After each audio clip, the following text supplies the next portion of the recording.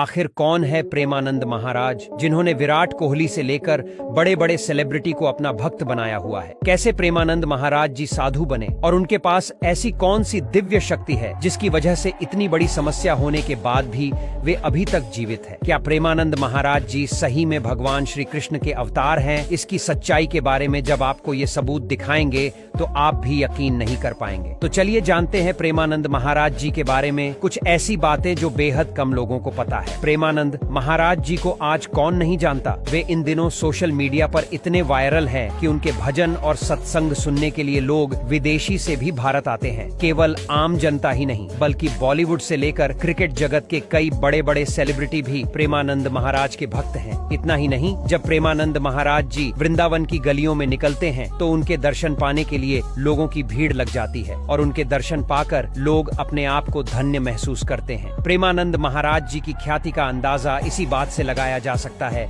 कि हर क्षेत्र के बड़े बड़े लोग उनके दरबार में हाजिरी लगाने आते जाते रहते हैं। लेकिन अक्सर सोशल मीडिया पर यह सवाल भी उठता रहता है कि आखिर प्रेमानंद महाराज हैं कौन? दरअसल प्रेमानंद महाराज जी का असली नाम अनिरुद्ध कुमार पांडे हैं, जो उत्तर प्रदेश के कानपुर के रहने वाले हैं। प्रेमानंद महाराज जी ने अपनी पढ़ाई अपने गांव से ही पूरी की है। उनके परिवार में शुरू से ही पूजा पाठ और धर्म के प्रति काफी आस्था थी। उनके पिता और दादाजी भी सन्यासी हुआ करते थे। प्रेमानंद महाराज जी बताते हैं कि उनकी माताजी भी सन्यासी हुआ करती थी। इतना ही नहीं, उनका पूरा परिवार साधु संतों की सेवा किया करता था और धर्म के प्रति लोगों को जागरूक करना उन्हें शुरू से ही काफी अच्छा लगता था। इसीलिए 5वीं क्लास पूरी होते ही उन्होंने सन्यासी बनने का मन बना लिया। लेकिन 8वीं क्लास तक उनकी पढ़ाई चलती रही और 9वीं क्लास में आते आते उन्होंने पूरी तरह से सन्यासी जीवन अपना लिया। लेकिन उनका ये फैसला उनके परिवार वालों को सही नहीं लगा और उनके घर वालों ने उन्हें ऐसा न करने की सलाह दी। लेकिन प्रेमानंद महाराज जी अपना मन बना चुके थे, इसीलिए उन्होंने आधी रात को अपना घर छोड़ दिया और बनारस चले गए, जहाँ उनका नाम आर्यन ब्रह्मचारी रखा गया। अपने ब्रह्मचारी जीवन की शुरुआत में प्रेमानंद जी महाराज भिक्षा मांगकर एक समय का भोजन किया करते थे। ऐसे में कभी उन्हें भोजन मिलता था और कभी कभी कई दिनों तक उन्हें भूखा रहना पड़ता था और वे गंगा जल पीकर ही अपनी भूख प्यास को शांत किया करते थे। लेकिन जब उन्हें एक संत ने भगवान कृष्ण और राधा रानी के रासलीला कार्यक्रम के लिए न्योता दिया और प्रेमानंद महाराज जी ने ये कार्यक्रम देखा तो वे मंत्र मुग्ध हो गए और उन्होंने वृंदावन जाने का फैसला किया। वृंदावन आकर प्रेमानंद महाराज जी घंटों घंटों तक राधा रानी के मंदिर में बैठकर उन्हें निहारत रहते थे और घंटों घंटों राधा रानी की भक्ति में लीन रहा करते थे। इसके बाद प्रेमानंद महाराज जी ने राधा वल्लभ संप्रदाय में जाकर शरणागत मंत्र ले लिया और अपने गुरु की 10 साल तक सेवा की और राधा रानी की भक्ति में ध्यान लगाते रहे। प्रेमानंद महाराज जी सत्संग भी किया करते थे, जिसमें वे लोगों को अच्छाई के मार्ग पर चलने के लिए काफी अच्छी बातें बताया करते थे और इसी वजह से जब उनके वीडियो सोशल मीडिया पर वायरल होने लगे